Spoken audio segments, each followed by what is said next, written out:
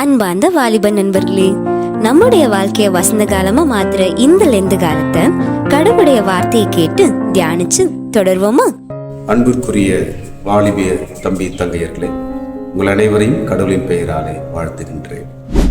இந்த ஆண்டும் நமது திருமணத்தின் வழியாக, அதாவது இளையோர் இயக்கத்தின் சார்பாக நில் கவனி செல் சீசன் 3 தொடங்குகின்றோம். இப்படி ஒரு அருமையான ஊழிய திட்டத்தை நமக்கு கொடுத்த இந்த இயக்கத்தின் முன்னாள் இயக்குநர்களுக்கும், தற்போது நமது ஆன்மீக ஆலோசனைகளால் வழிநடத்தக்கூடிய நமது திருமணத்தின் பேராயர் சாமுவேல் ராஜதுரை ஐயா அவர்களுக்கும் நன்றியை கூறி இந்த முதல் நாள் தியானத்தை நாம் தொடங்குகின்றோம்.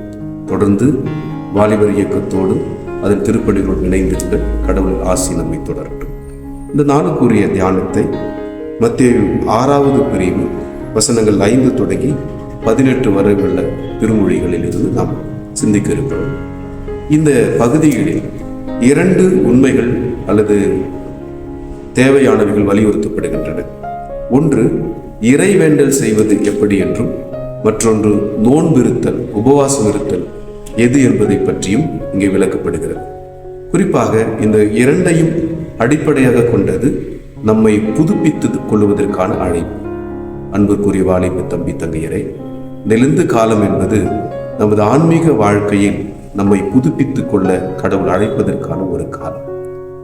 மரங்கள் எப்படி காலாவதியாகி போன தங்களுடைய இலைகளை உதிர்த்து புதிய துளிர்களை அளித்து தன்னை புதுப்பித்துக் கொள்வதை போன்று, நாம் நமது ஆன்மீக வாழ்க்கையில் கடந்த காலங்களில் செய்த பிழைகளில் இருந்து, கடந்த காலங்களில் செய்த கடவுளுக்கு எதிரான செயல்களில் இருந்து மாறுபட்டு விடுதலை பெற்று கடவுளுக்கு ஏற்புடைய செயல்களை நோக்கி நம்மை புதுப்பித்துக் கொள்வதற்காக இந்த காலம் நம்மை அழைக்கிறது.